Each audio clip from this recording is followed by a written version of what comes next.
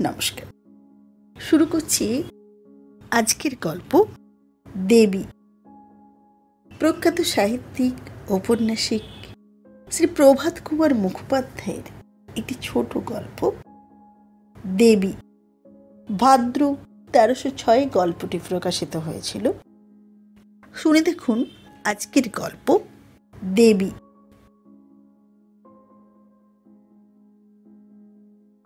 পৌষ মাসের দীর্ঘ রজনী আর কিছুতেই পোহাইতে চাহে না। উমাপ্রসাদের নিদ্রাভঙ্গ হইল। লেপের ভিতর অনুসন্ধান করিল, স্ত্রী নাই। বিছানা হাতড়াইয়া দেখিল তাহার ষোড়শী পত্নী একপাশে গুটিসুটি হইয়া পড়িয়া ঘুমাইতেছে। সরিয়া গিয়ে অতি সন্তর্পণে তাহার গায়ে লেপখানা চাপাইয়া দিল। পাশে পায়ের দিকে হাত দিয়ে দেখিল কোথাও ফাঁক রহিয়াছে কিনা। উমাপ্রসাদ 20 বর্ষীয় যুবক। সম্প্রতি সংস্কৃত ছাড়িয়া শখ করিয়া পারস্য ভাষা শিক্ষা করিতে আরম্ভ করিয়াছে। মা নাই, পিতা পরম পণ্ডিত, পরম ধার্মিক, নিষ্ঠাবান শক্তি উপাসক, গ্রামের জমিদার, সম্মানের সীমা নাই।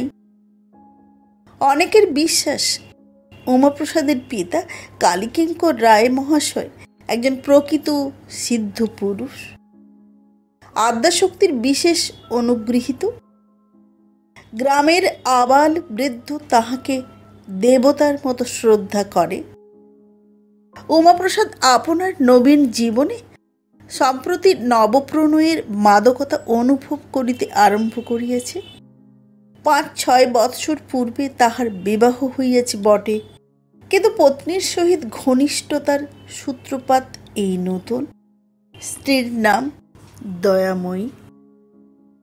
স্ত্রীর গাত্র আবৃত করিয়া উমাপ্রসাদ তাহার গণ্ডস্থলে একখানি হাত রাখিল। দেখিল সে স্থান শীতে শীতল হইয়া গিয়াছে। অত্যন্ত ধীরে ধীরে পত্নীর মুখ চুম্বন করিল। যেরূপ নিয়মিত তালে দয়াময়ীর নিঃশ্বাস বহিতেছিল, সহসা তাহার ব্যতিক্রম হইল। উমা জানিল স্ত্রী জাগিয়াছে। মৃদুস্বরে ডাকিল, দয়া। দয়া বলিল, কি? কিটা খুব দীর্ঘ করিয়া বলিল, তুমি বুঝি জেগে রয়েছ? দয়া ঢোক গিলিয়ে বলিল, না, ঘুমুচ্ছিলাম। উমাপ্রসাদ আদর করিয়া স্ত্রীকে বুকের কাছে টানিয়ে আনিল। বলিল, ঘুমোচ্ছিলে তো উত্তর দিলে কে? দয়া তখন আপনার ভুল বুঝিতে পারিয়া অপ্রতিভ হইল। বলিল, আগে ঘুমুচ্ছিলাম, এখন জেগে উঠলাম। উমাপ্রসাদ জিজ্ঞাসা করিল, এখন? কখন? ঠিক কোন সময়? কোন সময় আবার? সেই তখন। কখন?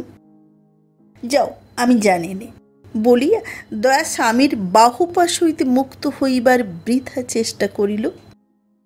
ঠিক কখন জাগিয়াছে দয়াও কিছুতে বলিবে না, তাহার স্বামীও কিছুতেই ছাড়িবে না।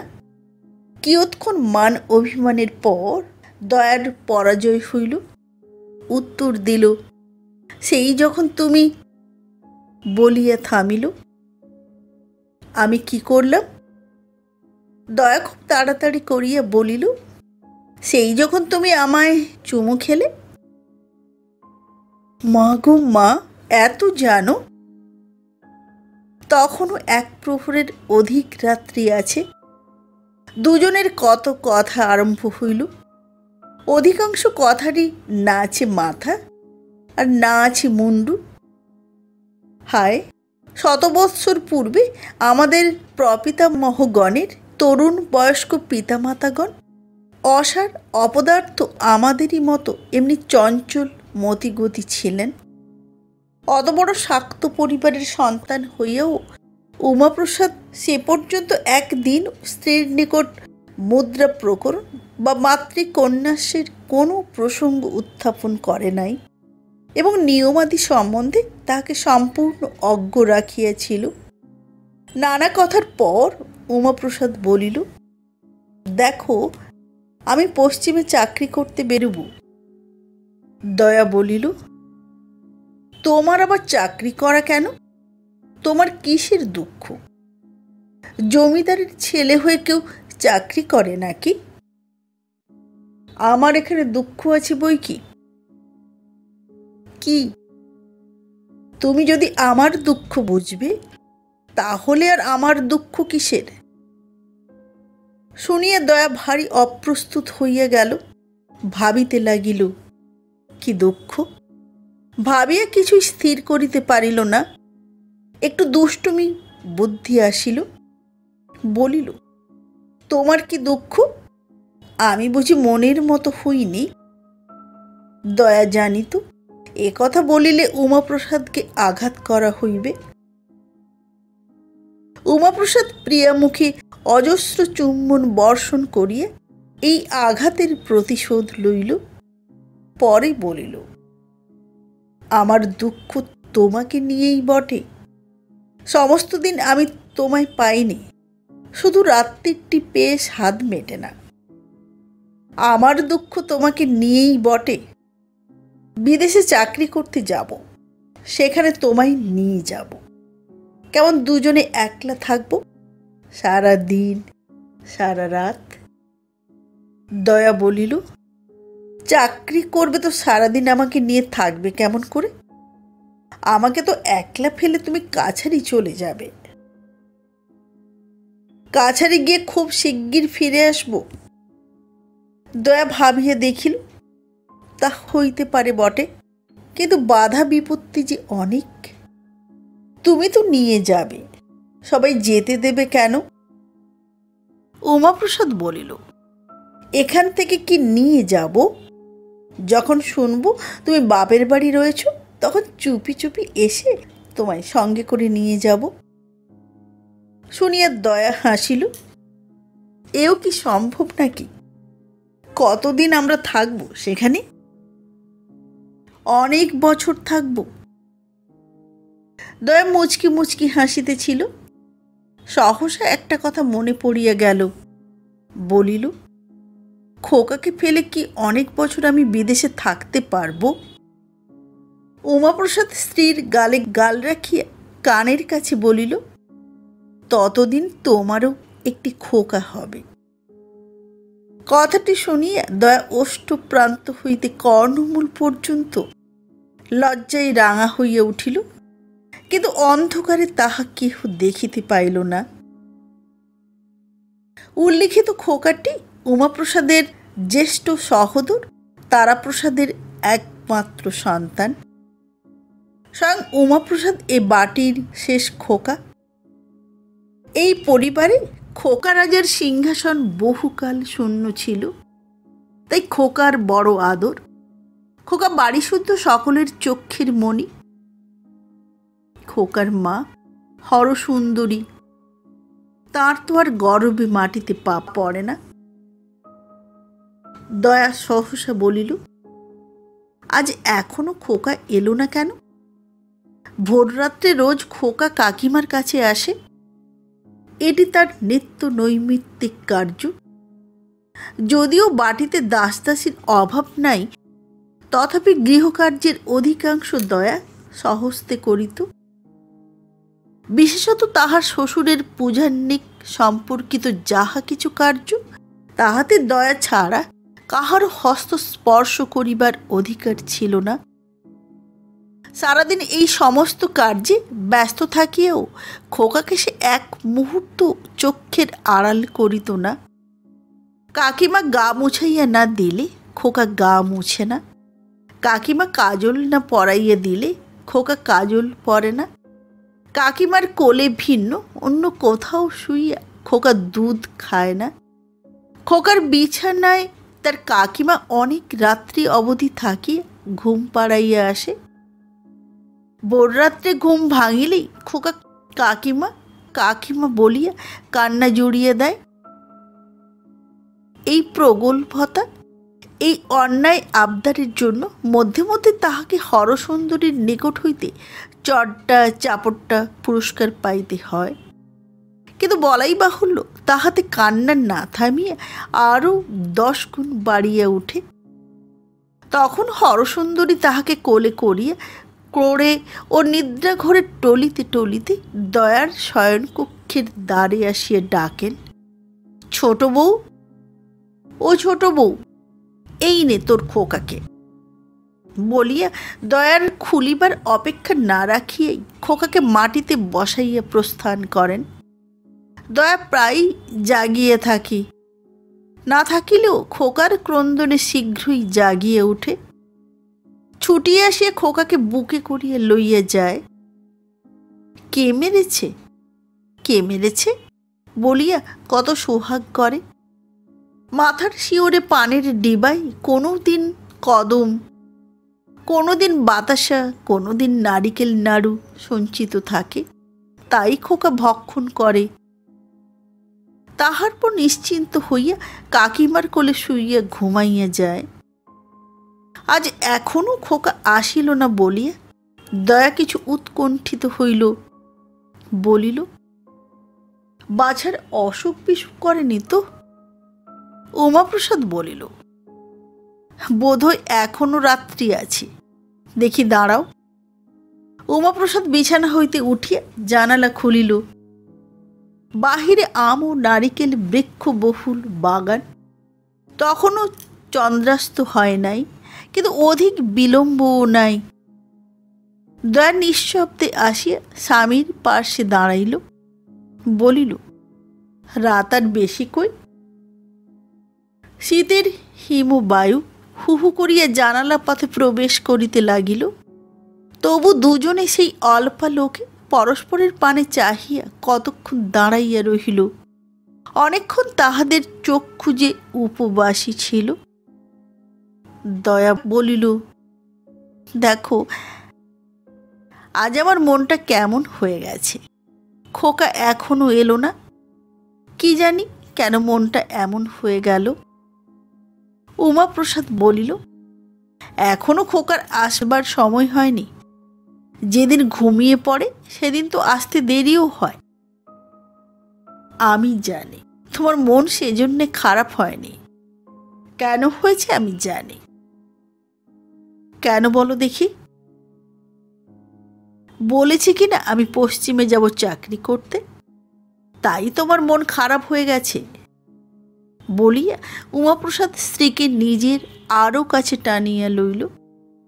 দয়া একটি ছোট্ট দীর্ঘ নিঃশ্বাস ফেলিয়া বলিল, আমি বুঝতে পারছি না, মনে হচ্ছে যেন আর তোমার সঙ্গে দেখা হবে না। বাহিরে জ্যোৎস্না নিরতিশয় ম্লান। পত্নীর কথা শুনিয়া উমাপ্রসাদের মুখখানিও ম্লান হইয়া গেল। অনেকক্ষণ দুইজনে দাঁড়াইয়া রহিল। চাঁদ ডুবিয়া গেল। গাছপালা অন্ধকারে গা ঢাকা দিল। জানালা বন্ধ করিয়া উভয়ে শয্যায় ফিরিয়া আসিল। ক্রমে একটা আধটা পাখির ডাক শোনা গেল। পরস্পরের বক্ষ নিবদ্ধ হইয়া তাহারা ঘুমাইয়া পড়িল। ক্রমে জানালার রন্ধ্রপথে প্রভাতের আলোক রশ্মি প্রবেশ করিতে লাগিল। তখনও দুইজনে নিদ্রাভিভূত। সহসা বাহির হইতে উমাপ্রসাদের পিতা ডাকিলেন, উমা, উমা। প্রথমে ঘুম ভাঙিল দয়ার। সে গা ঠেলিয়া স্বামীকে জাগাইয়া দিল। কালীকিঙ্কর আবার ডাকিলেন, ওমা। স্বরটা কম্পিত, যেন অন্য রূপ। ইহা যে তাহারই কণ্ঠস্বর তাহা যেন কষ্টে বোঝা গেল। এত ভোরে পিতা তো কখনো ডাকেন না, আর তাঁরই স্বরই বা এমন হইল কেন? তবে সত্য সত্যই খোকার কিছু অসুখ বিসুখ করিয়াছি বুঝি। উমাপ্রসাদ তাড়াতাড়ি উঠিয়া দুয়ার খুলিয়া দিল। দেখিল পিতার পরিধানে রক্তবর্ণ বস্ত্র, স্কন্ধে নামাবলী উত্তরীয়, গলে রুদ্রাক্ষ মাল্য লম্বমান। একি, এত ভোরে তাহার পূজার বেশ কেন? অন্যদিন গঙ্গা স্নান করিয়ে আসিয়া তবে তিনি পূজার বেশ পরিধান করেন। মুহূর্তকালের মধ্যে এই চিন্তা উমাপ্রসাদের মস্তকে উদিত হইল। দ্বার খুলিবা মাত্র কালীকিঙ্কর পুত্রকে জিজ্ঞাসা করিলেন, বাবা, ছোট বৌমা কোথায়? স্বর পূর্ববৎ কম্পিত। উমাপ্রসাদ কক্ষের চারিদিকে চাহিল। দয়া শয্যা ত্যাগ করিয়া উঠিয়া কিছু দূরে জড়সড় হইয়া দাঁড়াইয়াছিল। কালীকিঙ্করও সেই দিকে নেত্রপাত করিলেন। বধূকে দেখিতে পাইবা মাত্র নিকটবর্তী হইয়া তাহার পদতলে সাষ্টাঙ্গ প্রণিপাত করিলেন। উমাপ্রসাদ বিস্ময়ে বাক্যহীন। দয়াময়ী শ্বশুরের এই অদ্ভুত আচরণ দেখিয়া নিস্পন্দভাবে দাঁড়াইয়া রহিল। প্রণামান্তে কালীকিঙ্কর বলিলেন, মা, আমার জন্ম সার্থক হলো, কিন্তু এতদিন কেন বলিসনি মা? উমাপ্রসাদ বলিল, বাবা। কালীকিঙ্কর বলিলেন, বাবা, ইহাকে প্রণাম করো। উমাপ্রসাদ বলিল, বাবা, আপনি কি উন্মাদ হয়েছেন? উন্মাদ হইনি বাবা, এতদিন উন্মাদ ছিলাম বটে, আজ আরোগ্য লাভ করেছি, সেও মার কৃপায়। উমাপ্রসাদ পিতার কথাই কিছুই অর্থ গ্রহণ করিতে পারিল না। বলিল, বাবা, আপনি কি বলছেন? কালীকিঙ্কর বলিলেন, বাবা, আমার বড় সৌভাগ্য, যে কুলে জন্মেছি তা পবিত্র হল। বাল্যকালে কালীমন্ত্রে দীক্ষিত হয়েছি। এতদিন যে সাধনা, যে আরাধনা করলাম, তা নিষ্ফল হয়নি। মা জগদম্বী কৃপা করে ছোট বৌমার মূর্তিতে আমার গৃহে স্বয়ং অবতীর্ণা হয়েছেন। গত রজনীতে স্বপ্নযোগে আমি এই প্রত্যাদেশ পেয়েছি। আমার জীবন ধন্য হল। দয়াময়ী ছিল মানবী, সহসা দেবীত্বে অভিষিক্ত হইল। পূর্বোক্ত ঘটনার পর 3 দিন অতিবাহিত হইয়াছে। এ সংবাদ বহু দূর ব্যাপ্ত হইয়া গিয়াছে। আশেপাশের বহু গ্রাম হইতে বহুজন আসিয়া প্রসিদ্ধ শাক্ত জমিদার কালীকিঙ্কর রায়ের বাটিতে দয়াময়ী রূপিণী আদ্যাশক্তিকে দর্শন করিয়া গিয়েছে। দয়াময়ীর রীতিমতো পূজা আরম্ভ হইয়াছে। ধূপ দীপ জ্বালিয়া শঙ্খ ঘণ্টা বাজাইয়া ষোড়শ প্রচারে তাহার পূজা হয়। এ কয়দিন দয়াময়ীর সম্মুখে বহু সংখ্যক ছাগ বলি হইয়া গিয়াছে। কিন্তু এ 3 দিন দেবীর পূজা পাইয়াও দয়াময়ী কেবল কাঁদিতেছে। আহার নিদ্রা এক প্রকার ত্যাগ করিয়াছে বলিলেই হয়। এই আকস্মিক অদ্ভুত ঘটনায় তাহাকে এমন অভিভূত বিপর্যস্ত করিয়া ফেলিয়েছে যে সে 2 দিন আগে এ বাটির বধূ ছিল। শ্বশুর ও ভাসুরের সাক্ষাতে বাহির হইত না। এ সমস্তই বিস্তৃত হইয়াছে। এখন আর তাহার মুখে অবগুণ্ঠন নাই।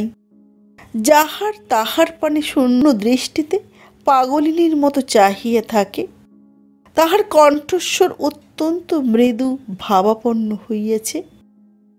রক্তবর্ণ চক্ষু 2টি ফুলিয়াছে, বেশ বাস সুসম্বৃত নহে। রাত্রি দ্বীপ প্রহর। পূজার ঘরে একটি কোণে ধূপ দ্বীপ মিটিমিটি করিয়া জ্বলিতেছে। পুরো কম্বলের বিছানায় রেশমি বস্ত্রের আবরণ। তাহার উপর দয়াময়ী শয়ন করিয়া আছে। গায়ে একখানি মোটা শাল। দুয়ার বন্ধ ছিল মাত্র, অর্গলিত ছিল না। অত্যন্ত ধীরে ধীরে সে দুয়ার খুলিতে লাগিল। চোরের মতো সন্তর্পণে উমাপ্রসাদ প্রবেশ করিল। দুয়ার বন্ধ করিয়া খিল দিল। উমাপ্রসাদ দয়াময়ীর বিছানায় আসিয়া বসিল। সেদিন উষাকালের ঘটনার পর স্ত্রীর সহিত এই তাহার প্রথম নিভৃত সাক্ষাৎ। দয়াময়ী জাগিয়েছিল, স্বামীকে দেখিয়ে উঠিয়া বসিল। উমাপ্রসাদ বলিল, দয়া, এ কি হলো? আজ 3 দিনের পর দয়া স্বামীর মুখে একটি স্নেহমাখা কথা শুনিল। এ 3 দিন কেবল ভক্তগণের মা মা শব্দে তাহার হৃদয় দেশ মরুভূমির মতো শুষ্ক হইয়া পড়িয়াছিল। স্বামীর মুখনিসৃত এই আদরের বাণী তাহার কানে যেন অকস্মাৎ সুধা বৃষ্টি করিয়া দিল। দয়া স্বামীর বুকে মুখ লুকাইল। উমাপ্রসাদ স্ত্রীর গায়ের শাল মোচন করিয়া তাহাকে বক্ষে চাপিয়া ধরিল। উচ্ছ্বসিত স্বরে বারংবার বলিতে লাগিল, দয়া, এ কি হলো, এ কি হলো? দয়া নির্বাক। উমাপ্রসাদও কিয়ৎক্ষণ নীরব রহিল। তারপরে বলিল, দয়া, তোমার কি মনে হয় যে এ কথা সত্যি? তুমি আমার দয়া নও, তুমি দেবী। এইবার দয়া কথা কহিল, বলিল, না, আমি তোমার স্ত্রী ছাড়া আর কিছু নই। আমি তোমার দয়া ছাড়া আর কিছু নই। আমি দেবী নই, আমি কালী নই। এই কথা শুনিয়ে উমাপ্রসাদ সাগ্রহে স্ত্রীর মুখ চুম্বন করিল। বলিল, দয়া, তবে চলো আমরা এখান থেকে পালিয়ে যাই। এমন কোনো দূর দেশে গিয়ে থাকব যেখানে কেউ আর আমাদের সন্ধান পাবে না। দয়া বলিল, তাই চলো, কিন্তু কি উপায়ে যাবে? উমাপ্রসাদ বলিল, সে সমস্ত আমি ঠিক করব, কিছু সময় যাবে। দয়া বলিল, কিন্তু কি উপায়ে যাবে? কবে? শিগগির ঠিক করো, নইলে বেশি দিন আমি বাঁচব না। আমার প্রাণ ওষ্ঠাগত হয়েছে। যদি মৃত্যুও না হয় তবে আমি পাগল হয়ে যাব। উমাপ্রসাদ বলিল, না দয়া, তুমি কিছু ভেবো না। দিন 7 তুমি ধৈর্য ধরে থাকো।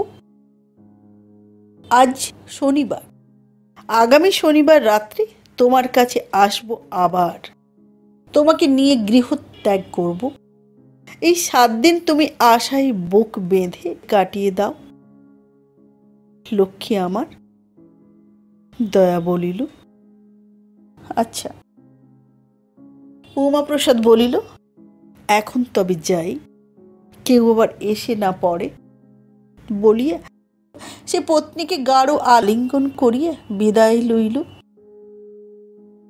পরদিন প্রভাতে দয়াময়ীর পূজা যখন প্রায় শেষ হইয়া আসিয়াছে, তখন গ্রামের একজন 80 বর্ষ বয়স্ক বৃদ্ধ লাঠিতে ভর করিয়া আসিয়া উপস্থিত হইলেন। তাহার কোটরান্তর্গত চক্ষু দিয়া দরদর ধারায় অশ্রু প্রবাহিত হইতেছে। আসিয়াই দয়াময়ীকে দেখিয়া গলবস্ত্র হইয়া তাহার সম্মুখে জানু পাতিয়া যুক্ত করে বলিতে লাগিলেন, মা, আমি চিরকাল তোমার পূজা করে এসেছি।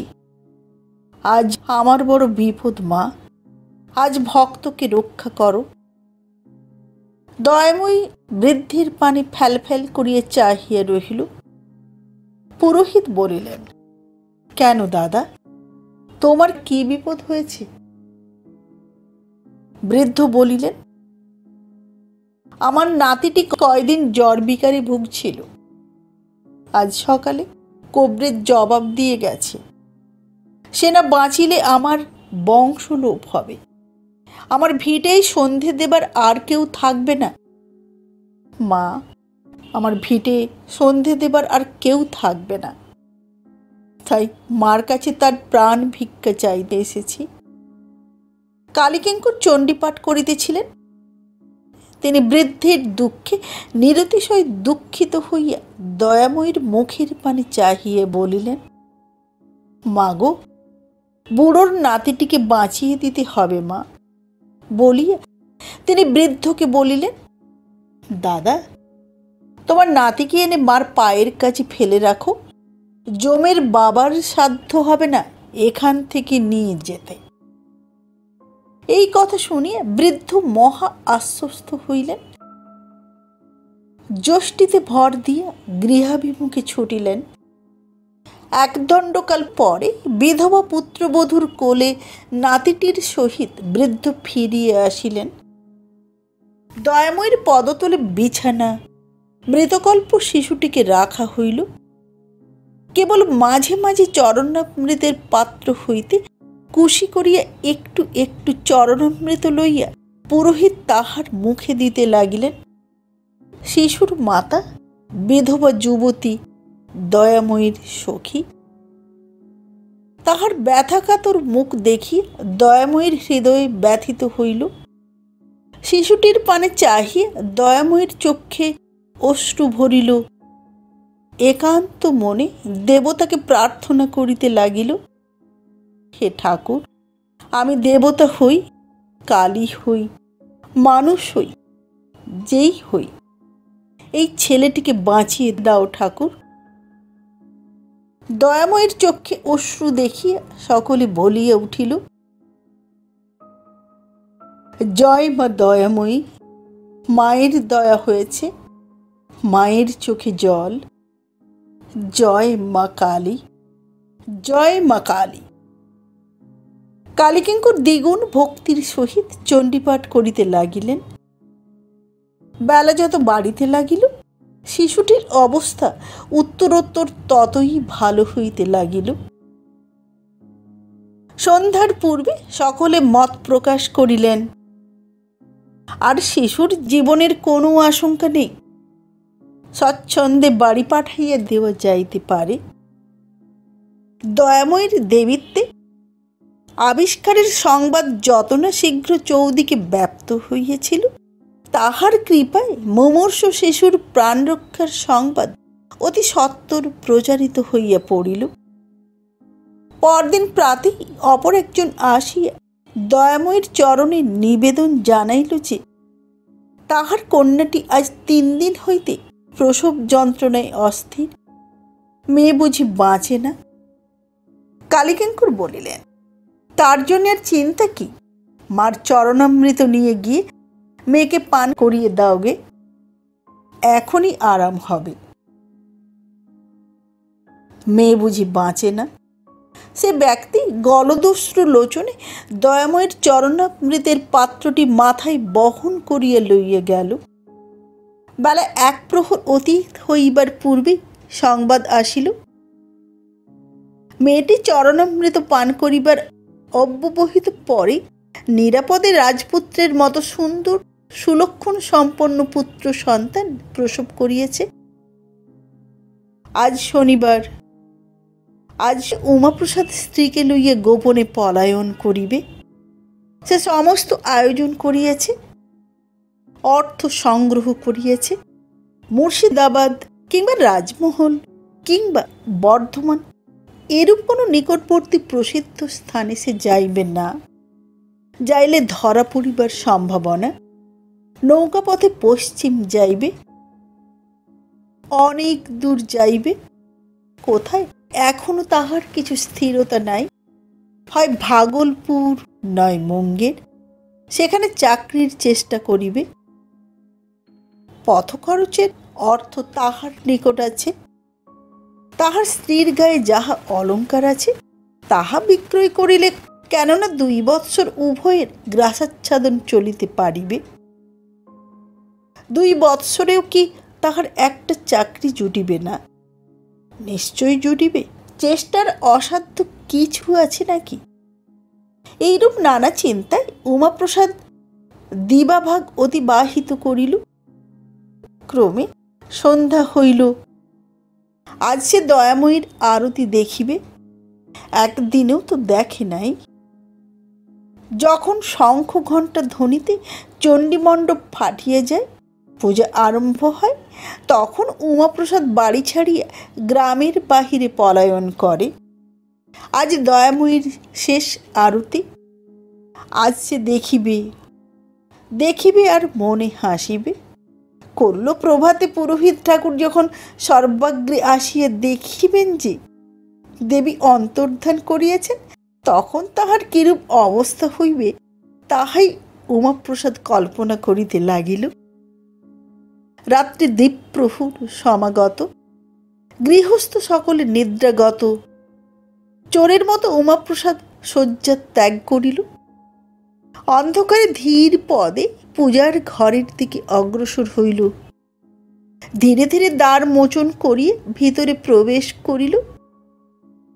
কোণে সেইরূপ ঘৃত দ্বীপ মিটিমিটি করিয়া জ্বলিতেছে। দয়াময়ীর শয্যায় উমাপ্রসাদ গিয়া বসিল। দয়াময়ী নিদ্রামগ্ন। প্রথমে উমাপ্রসাদ সস্নেহে দয়াময়ীর মুখ চুম্বন করিল, পরে গা ঠেলিয়া তাহাকে জাগাইল। নিদ্রা ভঙ্গে দয়াময়ী ধর্মর করিয়া বিছানায় উঠিয়া বসিল। উমাপ্রসাদ বলিল, দয়া, এত ঘুম, ওঠো, চল। দয়া বিস্মিতের মতো বলিল, কোথায়? কোথায়?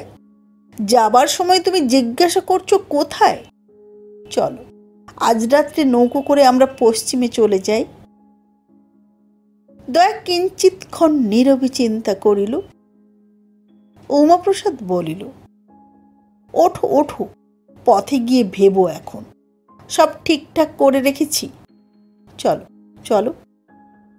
এই কথা বলিয়া উমাপ্রসাদ স্ত্রীর হস্ত ধারণ করিল। দয়া সহসা হাত ছাড়াইয়া লইয়া বলিল, তুমি আর স্ত্রী ভাবে আমাকে স্পর্শ করো না। আমি যে দেবী নই, আমি যে তোমার স্ত্রী, তার আমি নিশ্চয় করে বলতে পারি নে। কথাটা শুনিয়া উমাপ্রসাদ হাসিয়া উঠিল। স্ত্রীর গলা ধরিয়া তাহাকে চুম্বন করিতে যাইতেছিল, কিন্তু দয়াময়ী সহসা তাহার নিকট হইতে অপসৃত হইয়া দূরে বসিল। বলিল, না না, হয়তো তোমার অকল্যাণ হবে। এ কথায় উমাপ্রসাদ যেন বজ্রাহত হইল। বলিল, দয়া, তুমিও পাগল হলে? দয়া বলিল, তবে এত লোকের রোগ আরাম হলো কেন? তাহলে কি দেশশুদ্ধ লোক পাগল? উমাপ্রসাদ অনেক করিয়া বুঝাইল, অনেক অনুনয় করিল, অনেক কাঁদিল। দয়াময়ীর মুখে কেবল সেই কথা, না না, তোমার অকল্যাণ হবে। হয়তো আমি তোমার স্ত্রী নই, হয়তো আমি দেবী। শেষকালে উমাপ্রসাদ বলিল, তুমি দেবী হলে এমন পাষাণী হতে না। এততেও তোমার মন অচল অটল রইল।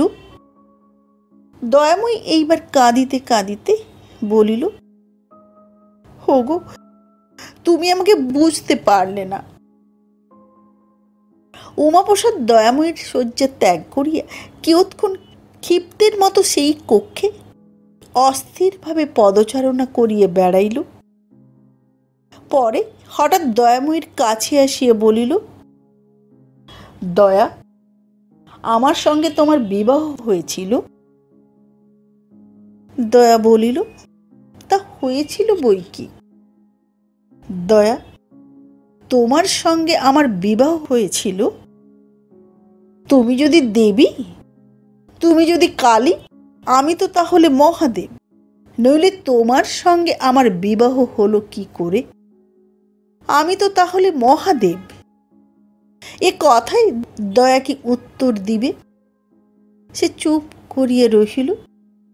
উমাপ্রসাদ আবার আরম্ভ করিল, তুমি যদি আদ্যাশক্তি ভগবতী হও, তবে নরলোকে কার সাধ্য যে তোমাকে বিবাহ করে?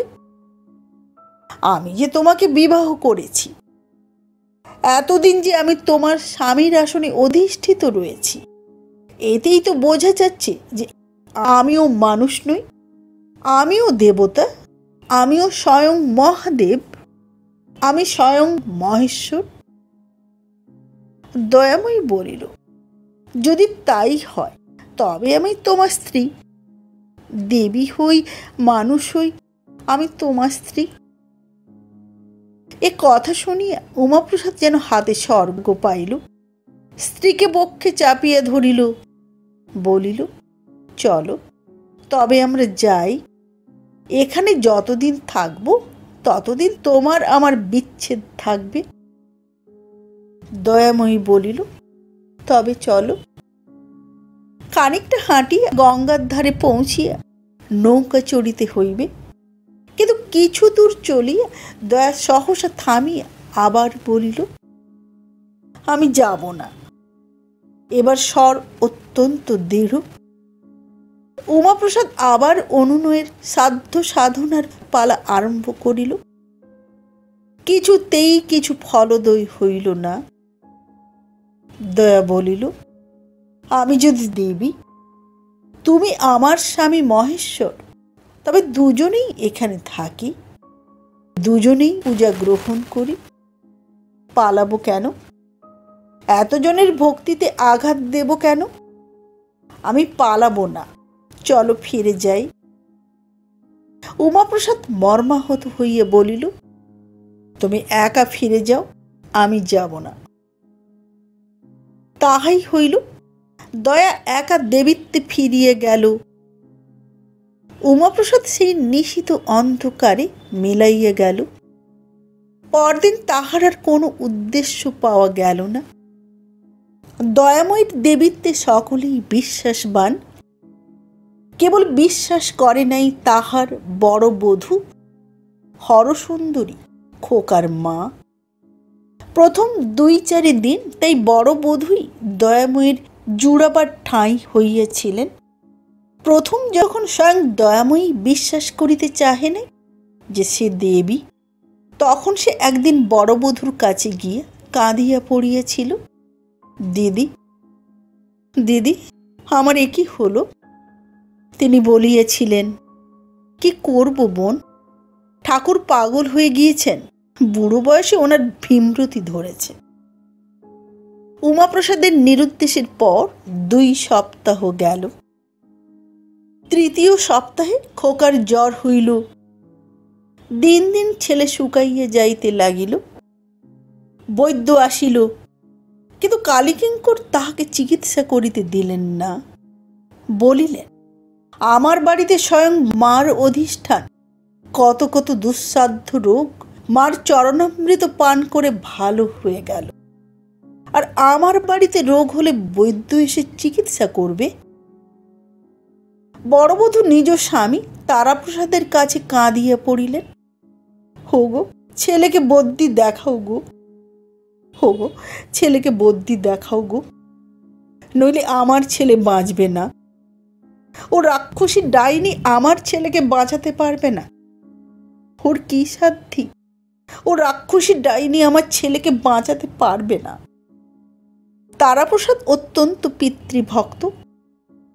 পিতার বিশ্বাস, মাতার বিধান, এ সমস্ত তিনি বেদের মতো মান্য করেন। তিনি স্ত্রীকে বলিলেন, খবরদার ও কথা বলো না, ছেলের অকল্যাণ হবে, মা যা করবেন তাই হবে। কিন্তু বড়বধূর প্রতিদিনকার কাকুতি মিনতি ও ক্রন্দনে কর্তা একদিন গলবস্ত্র হইয়া দয়াকে জিজ্ঞাসা করিলেন, মা, মা, খোকার যে ব্যারাম হয়েছে তাতে বৈদ্য দেখাবার কোনো প্রয়োজন আছে কি? দয়াময়ী বলিল, না, আমি ওকে ভালো করে দেব। কালীকিঙ্কর নিশ্চিন্ত হইলেন, তারাপ্রসাদও নিশ্চিন্ত হইলেন। খোকার মা একদিন একটি বিশ্বস্ত ঝিকে কবিরাজের কাছে পাঠাইয়া দিলেন। যাহা কিছু রোগের বিবরণ সব বলিয়ে দিলেন। ঔষধ চাই। কবিরাজ মহাশয় এ প্রস্তাব শুনিয়ে দন্তে জিহ্বা দংশন করিয়া বলিলেন, মা ঠাকুরনকে বলিস, যখন স্বয়ং শক্তি বলেছেন তিনিই খোকাকে আরোগ্য করে দেবেন, তখন আমি ওষুধের ব্যবস্থা করে অপরাধী হতে পারবো না। যাহার সঙ্গে দেখা হয় তাহাকেই খোকার মা কাঁদিয়া বলেন, ওগো কিছু ওষুধ বলে দাও, আমার ছেলে বাঁচে না। সকলেই বলে, ও মা, ও কথা বলো না, তোমার ভাবনা কি? তোমার ঘরে স্বয়ং আদ্যাশক্তি বিরাজ করছেন। খোকার ব্যারাম ক্রমেই বাড়িয়ে উঠিল।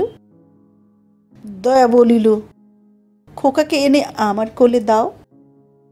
খোকাকে কোলে করিয়া দয়া সমস্ত দিন বসিয়া রহিল। খোকা অনেকটা ভালো রহিল, কিন্তু রাত্রে আবার খোকার ব্যারাম বৃদ্ধি হইল। দয়াময় একান্ত মনে একান্ত প্রাণে কত করিয়া খোকাকে আশীর্বাদ করিল, খোকার গায়ে হাত বুলাইল, কিন্তু কিছুতেই খোকা বাঁচিল না। যখন খোকার মৃত্যু সংবাদ বাড়িতে প্রচারিত হইল, তখন তারাপ্রসাদ অধীর হইয়া ছুটিয়া আসিল। দয়াময়কে বলিল, রাক্ষসী, খোকাকে নিলি, কিছুতেই মায়া ত্যাগ করতে পারলি নে। খোকার মা প্রথমে শোকে অত্যন্ত বিহ্বল হইল। যখন কতকটা সুস্থ হইল, তখন দয়াময়কে যা মুখে আসিল তাই বলিয়া গালি দিল। বলিল, ও দেবী কোথায়? ও ডাইনি। দেবী কখনো ছেলে খায়? কালীকিঙ্কর ছলছল নেত্রে দয়ার পানে চাহিয়া বলিলেন, মা, খোকাকে ফিরিয়ে দে, খোকাকে ফিরিয়ে দে, এখনো দেহ নষ্ট হয়নি। মা, ফিরিয়ে দে, ফিরিয়ে দে মা, ফিরিয়ে দে। দয়াময়ী ঝরঝর করিয়া কাঁদিতে লাগিল। মনে মনে যমরাজকে উদ্দেশ্য করিয়া আজ্ঞা করিল, এখনই খোকার আত্মা খোকার শরীরে ফিরাইয়া দেওয়া হোক। তাহাতে যখন হইল না, তখন মিনতি করিল। আদ্যাশক্তির মিনতিতেও যমরাজ খোকার প্রাণ ফিরাইয়া দিলেন না।